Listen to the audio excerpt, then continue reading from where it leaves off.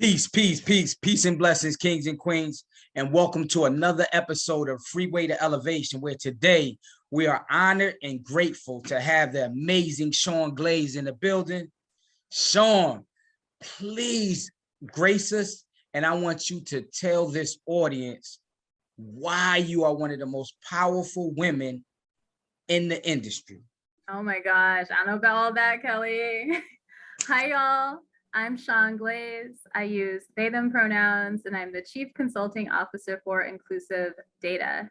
And yeah, Inclusive Data, that's my company. We're all about getting Black folks paid, primarily through grants. And so I love teaching people how to do what we do, which is we got over $12 million in grants for Black nonprofits and Black small businesses in under a year. And it's just, I love teaching people how to do this stuff. So thanks for having me. You're welcome. It's my pleasure. So just so you all are aware, let me tell you how I walked up on this amazing spirit and soul. It's on Clubhouse. It was in one of the groups, and I was just listening to her talk about data and how we can obtain money, not only to support our programs, but also to change what we call generational trauma into generational wealth. Her experience is so fire. But more importantly, Shaun is not just one-sided and very analytical and tied to data, but she has this critical component as well that's tied to creativity. So she uses both sides of her brain. But Shaun, I want you to tell the audience a little bit about your background as well, not only on the data side, but on the psychology side as well. Oh, sure. Wow, we're going deep today. Let's do it. So I am the oldest of 5. I'm originally from Texas. And yeah, I love to let people know that ever since I was a kiddo, people were like, you're going to be a scientist or a doctor or something, because you're always asking questions. You're always trying to find some solutions. Like you're going to be something when you grow up. And so I had the backing of my community throughout my life, which is, I think, crucial. Like, I think that, you know, young Shaun could not have become who I am now without that support. What's useful to know, like I said, originally from Texas, I'm from Houston, small little town. Just kidding. Okay. Right? Big city in a big state. Growing up, very happy to be Black, very happy to be the oldest, and happy to ask a lot of questions. So that's me. Let's see, that would take me to school. I did very well in school, went to college, wasn't sure if I'd go the doctor route or the scientist route. And then I took this class that for sure changed my life, and I think education can often do this. Like, you don't expect it to take you to a place, but it does. So I took this class and we were learning about how children understand race and gender. And I was like, that's cool. But what was better was they were meeting up with kids and asking them. At this time, Obama hadn't been elected or anything, so we'd only ever had white guys as president. And we were interviewing these kids. We're like, do you think you could be president? We're interviewing Black and brown kids. You know, we're a variety of genders, small kids, older kids, and we asked them why. You know, do you think you could be president? Why? And I was really interested in what the Black kids would say, because I want to know what my community has to say. And the Black kids, some of them were like, yeah, I could be president. My mama said I could be anything I want to be. And I was like, okay, then. Some of them were like, look, I know I'm supposed to tell you that I think I could be president. Like, I get what you're trying to do here, but I don't believe it, because the only people who can be president are the people who look like the people on the money. And I was like, whoa. No one ever sat these kids down and explained to them like about power and like how, like, no one said this is how it works. It's just what they figured out from the environment around them. And those moments, I still think about those often, because when people talk about mindset, when they think about like emotional capacity, when they think about the different kinds of ways that we grow up and share space with each other, a lot of people aren't talking about that stuff, how we just pick up on stuff and we go with it. So eventually, you know, those kids might learn about voting, but at that time, were they wrong? You know, like at that particular time, they'd been shown nothing else. And so they weren't convinced that for them, they could become president of the United States. And yeah, that stuck with me. So I finished up that research with that professor. I went on to grad school twice, did my master's, my PhD studies, and I was always asking questions about how can community create solutions? Like, how can we bump up against that? You know, whose face is on the money makes us feel like we know who's going to be in power. How can we like shake that up, and how can we create our own solutions? So in my master's period of time, it was 3 years, and I apprenticed underneath some really great researchers and really great grant writers, but I also kept my pulse on community and did a lot of organizing. And through that, I had the great fortune to work on a project that focused on workforce diversity and construction. And so some folks may not know this, but I know I didn't know this. Construction trades are awesome, but like they're a very like segregated kind of field. And so there are positions within construction where there's not a lot of women, for example. There's positions where there's not a lot of Black and brown people, or there are a lot of Black and brown people that don't get hired. And so we were all interested in shaking that up and changing it so that we could have community members really be working on projects, leading projects, getting further along in their skill sets, they can get paid more, and really baking the system so that that became the new default, the new normal. Like, we knew that if you don't bake it into the rules, if you don't like really rub that stuff in there, then what happens is you might have a good person in that role that's like, yeah, I'll hire Black people, or yeah, I'll hire women. But the moment they're gone, things kind of reset and it just goes back to normal. So on that project, we were able to, because we brought together the community, including trades folks themselves, so construction workers themselves, labor researchers, policymakers, different levels of government. We brought everyone together and we said, we're gonna fix this, like what we need to do. And through that, we changed local, state, and federal like policies while I was there. And I was like, bet, I am hooked. This is what I want to do, right? Like, could you imagine you get in these spaces, you're in these meetings, and people just like, they'll bring up little things, like little things hold us back. They'll be like, oh, like this department doesn't have the data about like how many like Black people are on this job, so we can't act. And then you get the other departments like, oh, I didn't know you needed that. We'll just set it up to where we have to send that to you on a regular basis. And they're like, oh, okay. And then someone else is like, wait, how we gonna make sure that y'all gonna do it? It's like, well, then community will create an advisory board, and part of that advisory board will be reviewing to make sure that data actually gets exchanged, so that if you don't do it, we can blow you up, like in terms of like on the news and the press, and embarrass you. And so that was really effective. And then last part, I guess, in terms of intro and how I ended up where I'm at. I apprenticed underneath some great grant writers, and we did grant writing workshops. I wrote a lot of grants. I learned how to write grants from people who won millions of dollars. I learned the ins and outs of like philanthropy and government and even corporate grants and fundraising. And I just carried that with me in my new roles. And so whether that was research related to, I don't know, public health or transportation, or launching the world's largest Black community-led research projects, like no matter what, bringing those skills with me along the way and teaching other community members so that they can do their own thing too, has been a big part of how I show up. So, Shaun, you just hit us with a whole lot of information. Yeah. That was powerful. And I think oftentimes we take for granted the power of making sure that we don't repeat mistakes that have happened in the past. Mm-hmm. And so I want to back up just a second and get to your point. Leaders, or so-called leaders, right? Mm-hmm.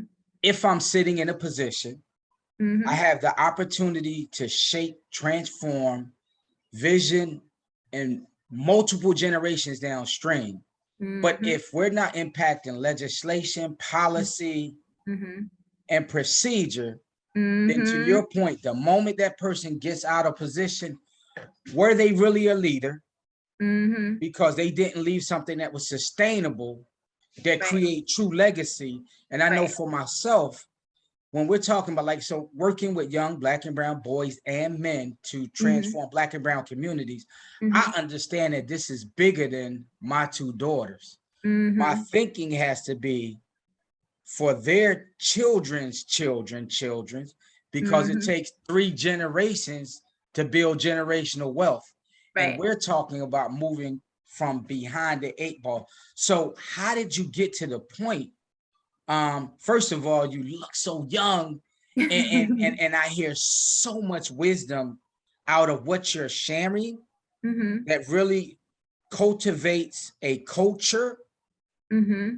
that's committed to changing the status quo, disrupting, confronting, and agitating Mm-hmm. the inequity that has occurred in our community, and rewriting this narrative so that it's one that's inclusive. Mm-hmm. And you always say the word community, which is something that's very near and dear to my heart, which makes the lift a lot lighter. So Yep. please tell me how you got this wisdom that really has helped you really create a model Mm-hmm. that if we're using in other places, it's going to change our economy. Whew. Yeah, let's talk about it. I feel like for me, community is at the heart of it. Like, I think that, say something magic happens and suddenly there's like billions of dollars and like trillions even in like Black communities' hands. And like they're like, we're gonna do reparations, we're gonna cut y'all a check for $3 trillion. We're gonna distribute it across, all y'all gonna get it. It's just gonna be y'all that get it. We found out a system to do that, and go forth, and now we'll be equal forever and ever. I know that there is no way that in 3 generations that that's what we really need. At the end of the day, it's not just the money that we need in order to get where we need to go. If we can't shift the way that we build relationship with each other, if we can't heal the harm that has been done and that we continue to do with each other, then it really won't take long for that to be like in the door, out the door. Because what I see is, and I don't know, Kelly, if you see this too, but because of that, the structures, the policies, the institutions, all of that targeting us for harm, targeting us for death, snatching up our babies, like hurting our elders, shortening our lifespans, because of all of that, it has ripple effects on our relationships and how we build them. And so we're like, we may be more inclined to be skeptical of each other than we would otherwise, because we've been hurt so bad so many times. And then what is often true is if you hold on to something too hard, right, like you can't receive. If you're holding too tightly, right, you got your fist, you can't really open up and receive things. And so like, even if we get money, it's not going to help us solve our relationships because we're still holding on too tight to that trauma, to that pain. In terms of how I've arrived at this point, I think that what I share with a lot of people in my community is I'm very familiar with trauma and pain. Like, I'm very familiar with what it looks like to grow up in a family where each generation writes off the generation before. It's like, I don't talk to them. Like, we're not gonna, and then they don't even talk about why. You know what I mean? Like, you're just like, well, what they do is like, nah, like it's over, you know, like we're not gonna talk about it. And as a kid, like I just remember thinking, like, well, this is not sustainable. It just this makes no kind of sense. How are we going to be able to build something enduring if every single generation has to start over? And we're starting, like you said, from behind the 8 ball, like if that, right? And so for me, it all goes back to relationships. It all goes back to what we do with each other. Some folks call it about saying where it's like accountability, right? Trying to be accountable to each other. But in many cases, when we think about accountability, it's because like someone's messed up and we're trying to hold them accountable, right? But trying to hold people, quote unquote, accountable for something without relationship is just punishment. you can't have accountability without relationship. So I feel like if there's any one thing that I can point to, it really is about thinking about relationships, being focused on building healthy relationships, and creating spaces where people can practice and try and fail and succeed again, building relationships with each other in Black community. I love the way you answered that, Shaun. When I sit and I really reflect on this, relationships are at the core of everything we do, right? Yes. So when we look at families, and to your point, generational trauma, and the more we allow ourselves to go along, we don't repair those relationships and don't have communication, the further separated we become. And the story shifts from what it originally was. It could have been something very simple that we could have sat down, had conversation around, healed through, and moved forward past. And then that in turn tends to give us this perspective or perception when we're dealing in community. And because we've never dealt with that, we don't even know why we're so angry and frustrated, right? And then you get in here, you help secure all this money, and people think, okay, well, I wrote the greatest grant and they didn't give me any money. I said, well, you know, grant writer is not really just about how you write the grant. If you don't establish a relationship with the funders, then you're probably not going to get it. So I loved how you combine both sides of this brilliant brain of yours to help people understand the importance of data. You're talking about telling the story, but then you're talking about building community in the process, and establishing trust, because you can't rebuild what may have never existed. But if we build together, then now we're starting from an equal platform. And I am accountable to Sister Shaun Glaze because I know how much she cares about our people and our community. And so it's not even about money at that point. I am going to bend over backwards to make sure that I am sending people to her because I know what her intent is, and her credibility is very high for me. And so when we think about the babies who are coming behind us, the elders who went before us, this connects the fabric of past, present, and future, right? So we're operating all those spaces at one time. Yeah. That's it.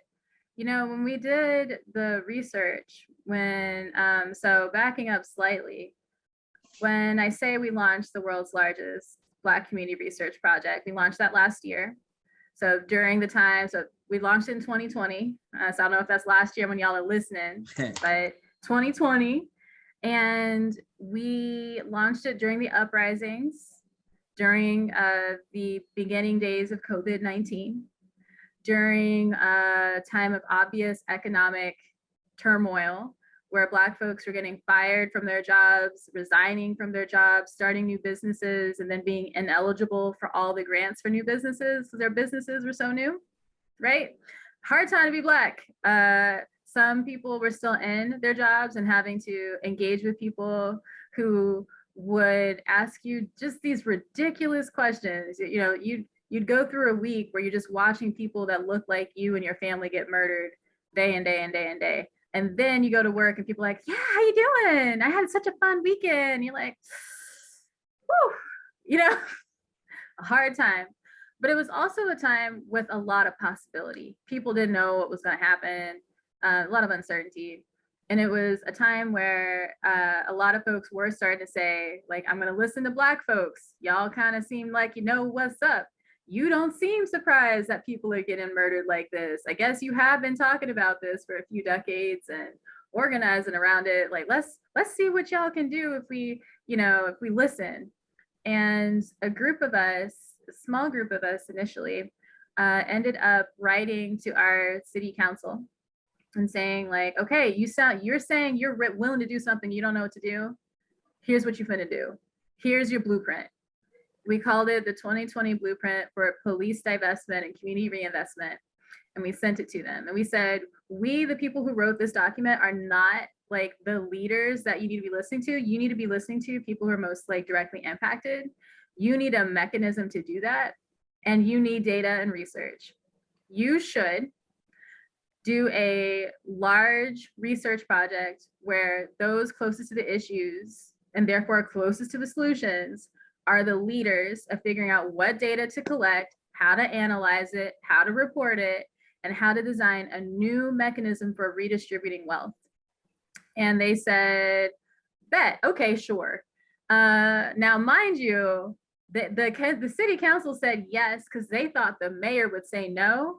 And the city council can win brownie points with Black people without actually having to change systems. Real talk, like that's their, I'm gonna be real with you, like that's what they're thinking. We'll say yes and she'll say no. And so our mayor said no, and they're like, sorry, there's nothing we could do. And we said, well, technically you can override her veto, technically. And they're like, well, yeah, we could, but like we haven't, well, you see what had happened was, right? Like they're just like trying to get out of it, but community showed up, like mass mobilization, and we're like, do it. And they're like, and they did it. And they were not prepared to do it, but they did it. And the fast forwarding a little bit, they approved that, they overrode the veto, authorizing the research, creating the world's largest Black community research project. And in that process, we hired 106 Black folks, paid them living wage jobs, y'all, 30, 35 an hour, to dream up this new world that we're gonna be in together. And we did that. We turned in the report February of 2021.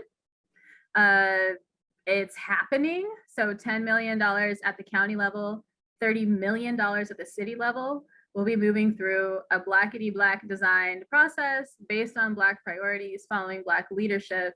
And it's designed to repeat year after year. And that's cool, right? That's amazing. So what are some of the advancements that we've seen? I know it's kind of in its infancy stages, but I'm talking about in terms of morale, in terms of vessels and pipelines. That's really disrupting, you know, the all the negative things that's been associated with people of color. Yeah, so I'll tell you this, you know how we've been talking about relationships. The biggest thing for that research wasn't like the dollars per se, it was the design. So this is what a typical week looked like for the project. Mondays, we started with community teach-ins, where we talk to community about what we're working on and like why. Sometimes press would be invited to help amplify, to make sure people knew about this research and how to plug in and what we're learning, and et cetera. Tuesdays and Thursdays, we had open office hours where people can come and ask questions. So if a community member is like, look, I don't like how you're doing this or why you're doing that, or an auntie wanted to come yell at you, they can come into office hours and like tell us what's good, so that we can change what we're doing to align with what community says is important. So that was important. Wednesdays, we would meet and talk about how the work we did was related to policies that people were considering. And so they're like, well, should we be focusing on mental health, or should we be focusing on, you know, education, or like, what do y'all want? And so just talking through the policies stuff conversation, especially with researchers who are going to go out and talk to community.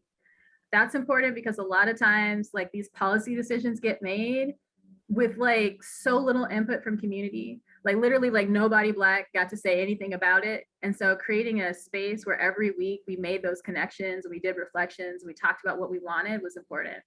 And then Friday and Saturday were our time where at least once a week, we just spent time building relationships. No set agenda. The agenda was to connect and be Black together. And so through a typical week, then at multiple time points, you're getting to meet with people, talk to people, build together. Because I always believe, and I truly believe that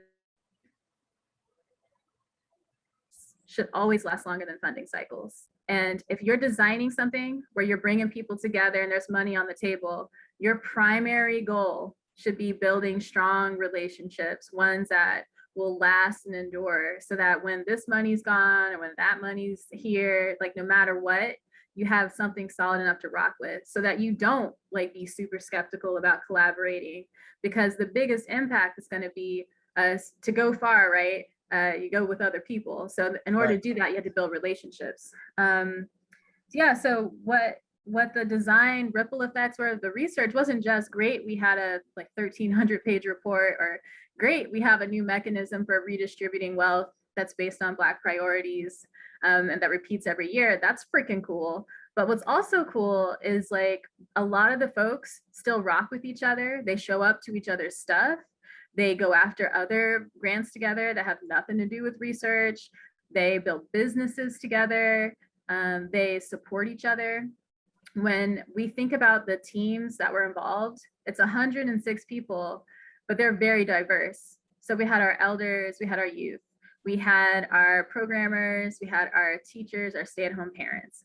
We had our currently and formerly incarcerated people on the project. That's super important. We had artists. We had all these different iterations and flavors, you know, of Blackness coming together. Immigrants, refugees, transplants. I've been here for one generation. I've been here since like the recording of any history that's ever existed. People coming together and realizing like, hey, we have never had the opportunity to talk to each other. My idea of what like a trans person looks like, for example, shifts considerably when I get to meet people who are on teams that are like trans. My idea of what like a Muslim person is like, right, shifts depending on like if I get to actually talk to them versus just believe whatever someone else has told me. And that everybody is Black means that we don't have to explain the whole like, well, in my Black community, you know, it's like we can just be Black together and grow and like deepen that connection, and see that no matter how you Black is the right way to Black, like no matter how you do it is like, that's a thing that exists. So it was really cool to see that. And it continues to be cool to see all the ripple effects. So now our local government seeks out research like this. So before they didn't know it was a thing, and now they're putting out contracts and stuff. They're like, we want to hire a community to tell us what to do and pay them instead of paying them in $25 gift cards, which is such a thing. They come to your community like, we got some pizza and we got some $25 gift cards. You're like, cool. Does the city pay you in $25 gift cards too for your salary? And they're like, ooh, no. Right, that part. So yeah, it's been really awesome to see those changes and all the and see. Like I had a community member. I was at this event. It was about community engagement, and someone came up to me and they were like, "Shaun, I just want you to know, like, there's all these ripple effects of the work that community has done, and so much of it is just we start looking to each other more for solutions instead of expecting or hoping or whatever that someone else is going to come figure this out. Like we start realizing we have already everything we need to figure this out, and that's been really powerful for me to see that change. You know, as I hear you sharing, Shaun, first thing that pops up in my mind, I mean, we in this space, we often hear people use the appropriate terms for situations. Like, for instance, the people who are proximate to the problem should be proximate to the solution, right? But then we don't do it. What we say is, you know, you got academia and the people in the community don't know what they need. So that's why they need us here.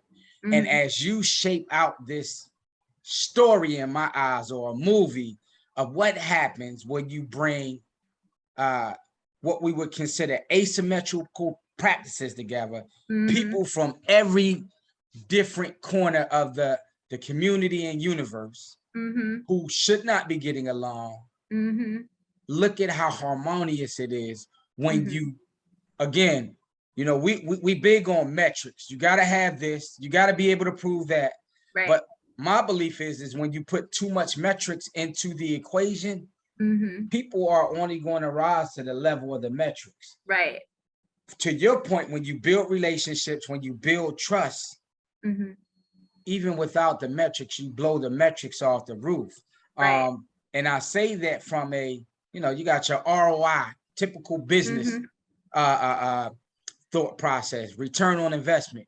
But nobody's talking about what's the social return on investment of Right. people establishing relationships, Right. how it impacts my ability, or actually not in my ability, my objectivity and my ability to see what I've never seen because I didn't have the experience. Now we are preparing people to not think outside the box. Shaun Glaze just knocked down the box and realize that no box exists, which means I see every opportunity. And for whatever my strengths are, I'm balanced by somebody else's strengths who outweigh my weaknesses. Right. So now we have a formidable team that we're all elevating each other because we balance each other. So this is an amazing concept and ideal. And I need the audience to understand and realize that in addition to this, what your organization does, I want you to tell them when you started it, but then also talk a little bit about some of your 4-week challenges, the 7-week challenge that's going on right now, and how you are not committed, but how you are driving change here in the United States. And I hope that it's impacting even internationally on how we grab funding using some of the tactics, strategies, and techniques that you employ. Wow, sure. So the research stuff that I talked about is like not even my company, right? Like that's not even what I do. That's my organizing. It's a collaborative effort. It belongs to community. But for my company, I started Inclusive Data May of 2020, around the same freaking time as all this research stuff coming online. And I started my company because I was watching all these commitments by government, by corporations, by philanthropy. They're like, okay, we're going to try something different. We're going to give money to Black people, right? And they're like, we're going to give so much money to Black people. It's going to be amazing. We're going to solve this with money. And I was watching this. I was like, oh no, I already know what's going to happen. And I see Black people like, we need money. Like, this is something we need. I was like, this in any normal world would be the perfect connection, right? Like they have it, we need it, let's do it. But I was like, none of these funders have Black friends. None of these funders know where Black people are. So what they're gonna do is they're going to put something on a website that none of us will ever visit. And then they'll be upset because we didn't apply. And then they'll be like, we tried giving money to Black people and Black people didn't show up. So maybe Black people don't need money. So we're not going to try that again. I was like, I refuse to have this be what happens in this moment. So I started my company and I honestly thought, y'all, so for you out there that are entrepreneurs, I'm hoping this resonates. You start your company with one idea of like how it's going to go down. So in my head, in May, when I was starting out, it's like, okay, I'll help people get their minority business certification because that's really important. I'll help them get contracts with the government because there's going to be so many carve outs that'll be like just for businesses that are like ours. I'll help them get their market research on point because a lot of our communities don't do market research. I'll help people get their websites on point because a lot of people don't have websites. So it's like, I know where the pain points are in terms of the structural needs. This will be great. How many of y'all think Black people are like, what I really want is market research? Raise your hand. Maybe not a lot of Black people are like, wow, I really hope I meet a Black like researcher who can help me with my market research. Nah, man, like people who need market research, even if they know what it is, are like, I don't know if that's really what I want to do right now. Like I have 11 different things I need to focus on. Market research is not at the top of my list, it's funding. And so I'd be like, oh, that's cool. Well, do you know about contracts, getting certified? Like I can't afford to get certified right now because I need to focus on my immediate needs. So it's like, okay, well, do you know about contracting with the government? Because they'll pay you. They're like, that's a nice idea, but contracting takes a specialized skill set. And when I get the contract, will they pay me up front or do I have to wait? I'll say, well, you usually do have to wait a while to get paid for the things you do. That is true. And they're like, well, what else you got for me? I was like, I don't know, I could do grants. Like, and September is when I started supporting folks on grants with inclusive data. And by December, we had 5 million that we'd helped people get. And so I was like, okay, like maybe I'll just focus on grants for a while. And on the back end, I'll slip in some other stuff. So they get the grant. I'm just like, great, you can get your certification now, right? Like you're going to go ahead and get on the contracting list now, right? Like you're going to go ahead and get your accountant, right? You're going to start to, we wrote it in the budget. You can have an accountant, you can have a lawyer, like you're just like, get all your systems set up, hire someone to do your website. And so working with people on getting revenue while also helping them with the operations pieces was what we focused on in 2020. In 2021, I was like, okay, if my goal is to scale to such a sense where like this knowledge is in like every Black household, like our youth know how to write grants for their favorite businesses and nonprofits, including their own, like our elders have an additional stream of income because like you need that right now. People in between like have different ways that they can tap into grants. Like this is what I think makes a lot of sense. Let me focus on how to get my knowledge into as many other different communities as possible. And so I started putting together our signature course, which is basically like my brain, like downloaded into a course format. It is called Grant Slayer Academy. I was like, I'm gonna name it something very Black. I'm gonna hope the algorithms help Black people find me. And I'm gonna like, people who aren't Black are gonna find it. It's like, what's a Grant Slayer, and get confused and then just like walk away. Like that's my vision for why I named it that. And in that class, I put everything that I knew would be helpful and focused on everything that I thought would turn people off of classes. So it's like a lot of people, I talk to Black folks, I'm like, okay, I have this class, like, look, I'm busy, right? I was like, I get that, you're working like 2-3 jobs, you're bootstrapping your nonprofit and your business, like I get that. That's why it's about 1 to 2 hours a week worth of time. Videos pre-recorded, watch them when your kid's down, you know, get you these skills. You're like, that's cool, but I don't really know if I can write grants. I'm not a strong writer. Like, you know, I have feelings about my writing. I was like, oh, my class actually mostly focuses on how to get grants without writing them. Like, what are all the different ways you can get grants without writing them yourself? And it does have writing if you want to learn how to write, like towards the end. But really, it's like if you do the first week, like you'll learn how to be grant ready. That's a big thing, like having your paperwork in order, knowing your bio, stuff like that. You'll also know how to apply for video grants. And so video grants are a thing where it's like you make a 3-minute or less long video, you submit that, and then you can get funded. And it's like, I could do a video. It's like, yeah, you could do a video. Like Black people, we good at video. We got facial expressions. We got like tone of voice, like, right? We are just like a very like photogenic, wonderful people. So yeah, I teach y'all about video grants. I teach y'all about relationships and like how to build relationships with funders. So the class itself is really focused on what are all the things Black people told me they don't like, what are all the things Black people tell me they need, and then like putting it into a really easy format, lots of templates. So I did that, launched that. I think we launched in May of 2021, and then struggled. Am I supposed to tell struggle stories? Sure. Struggled so hard selling this class, so hard selling this class, because I kept running into mindset, right?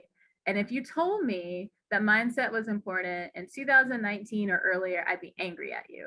I'd be like, how dare you? Like, we got institutional racism, we've got like oppression dating back centuries, like that's what's holding us back. And it is, and that is true.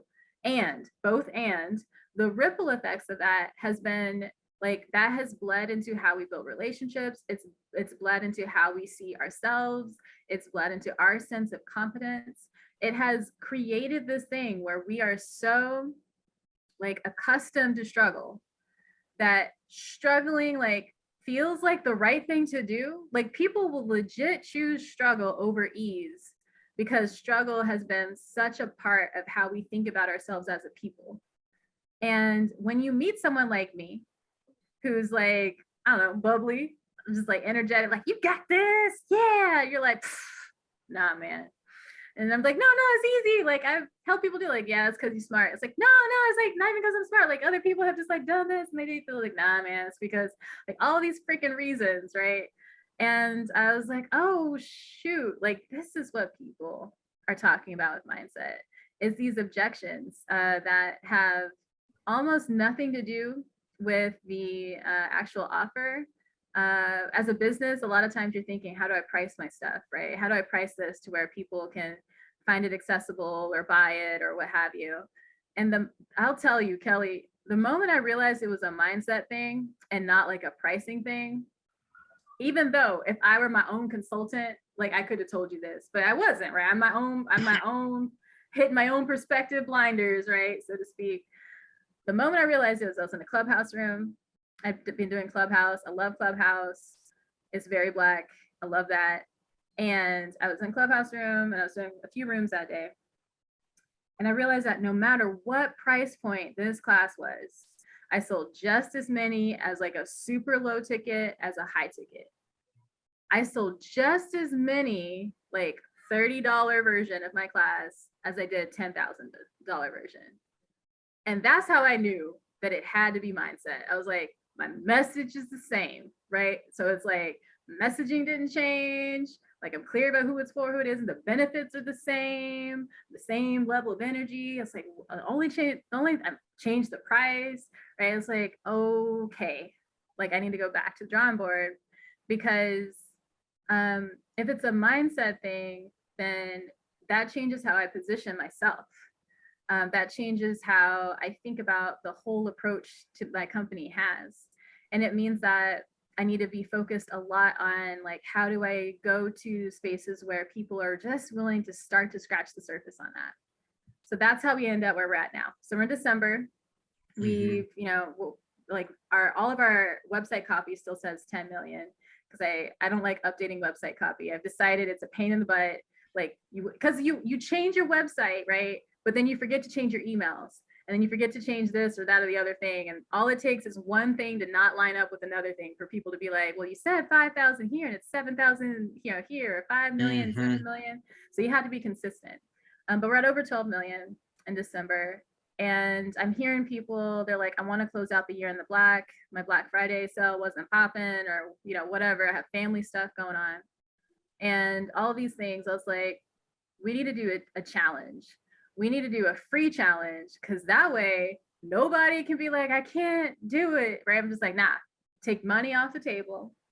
And we need to do something that really encourages people to see themselves as successful, so that they can unlock future success.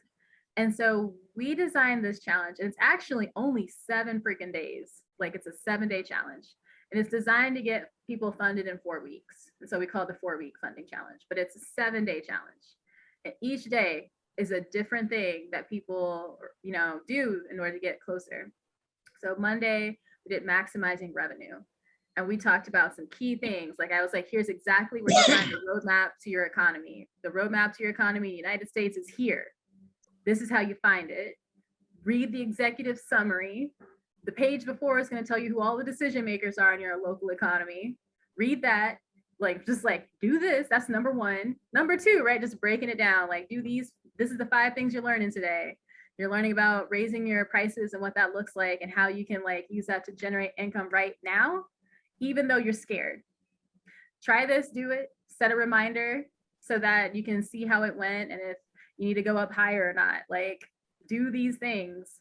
And then I give them homework every day. So, they had to raise their prices.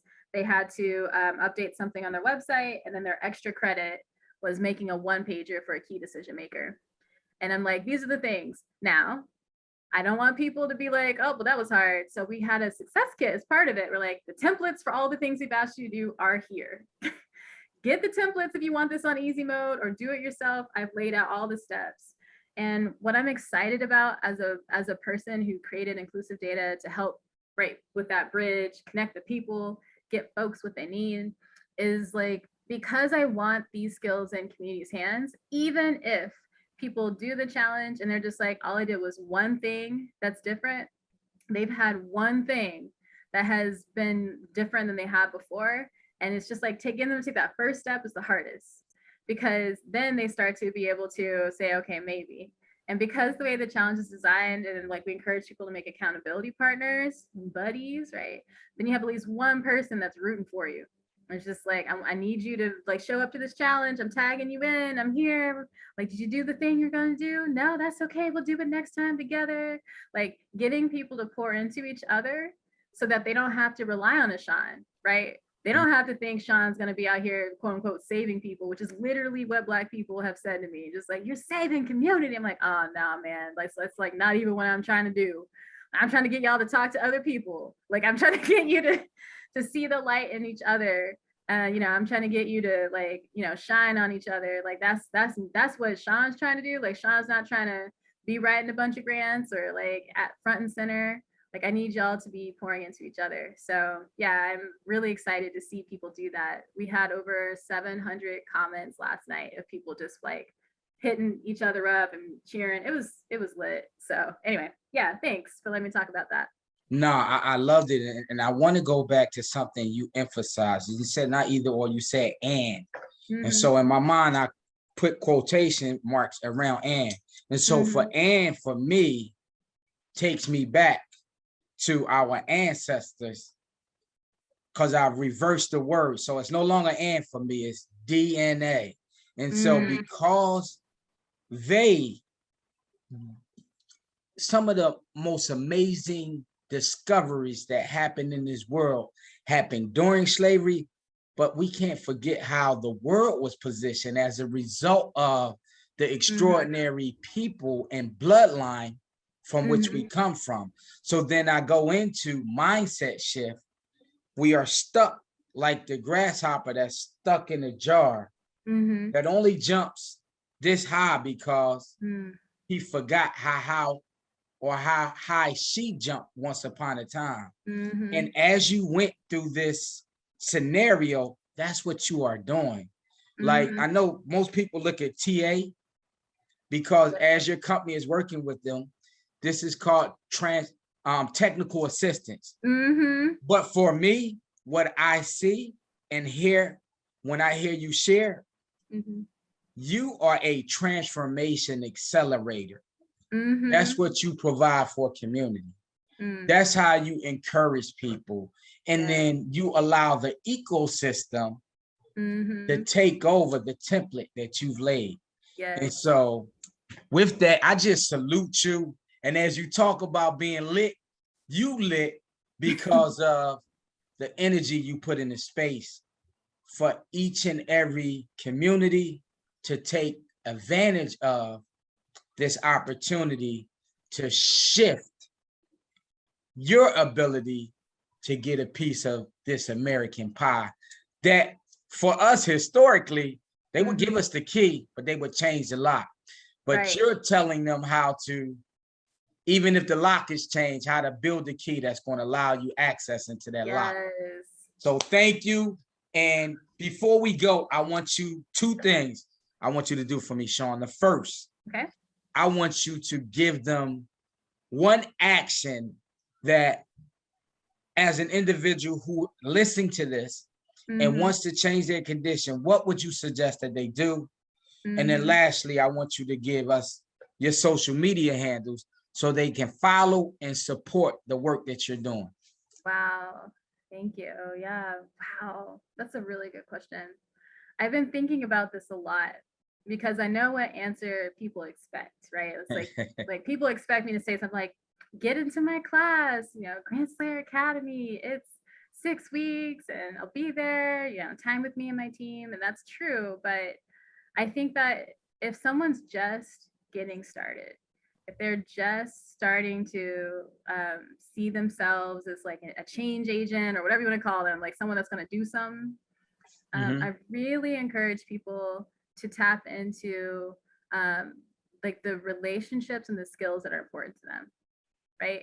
And so if you're an artist, like there are a lot of people in this world that are very creative artists, then your task isn't to become a grant writer, right? Your task, if you decided you're gonna like go after grants as your strategy, your task is to figure out like, okay, like what kind of art do I like? And then like, who are the people who invest in art like that? Where do they hang out? What kinds of, stories do they, where do they send out their press releases, right? Because that's the press they pay attention to. And how can I get my art into those spaces where they can see it? Because that could cost you $0, right? If I were a parent and I'm thinking about like, okay, how can I'm busy, I have all these jobs, I got all these kids, which I salute people with many kids. I only have one. Today's my 8-year-old's birthday. But if you're a parent, like maybe thinking about like really, really local, you have a school. Did you know your PTAs could be getting grants? Like that's a thing that could happen, that if you just find out in your community like what's available there, and like your school can even point you in the right direction, they just don't have the time to write them. Like when we start to think about the fact that there's so much abundance around us, like even when it doesn't feel like it because we're struggling making ends meet, when we start to think about like the relationships we have and like the things that feeds into us, that makes us happy, kids, art, whatever, then that's where we can start to really like start to create a change. And then finding someone else in community who's like vibing in the same energy, because I'll tell you what, you can't really build something incredibly powerful if you're surrounding yourself with negative people who tell you can't do it. Like you can't really do it. It's hard. It like crushes your soul. Instead, you might need to, like, once you start shifting your energy, start shifting the people around you so that you can build something that's like bigger and better and more useful for what you want to do.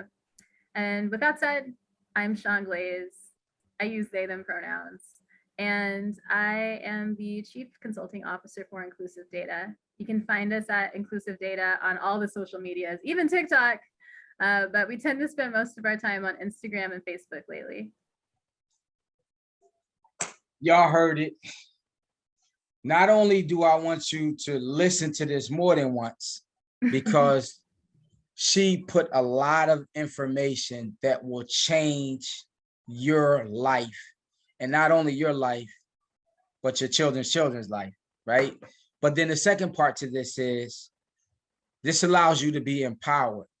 Next step, I need you to follow her on all these social media platforms, support any way that you can support. And remember that as we collectively integrate one with another, no one can break this bond, and it changes the opportunities for the entire community. Thank you, thank you, thank you, Shaun.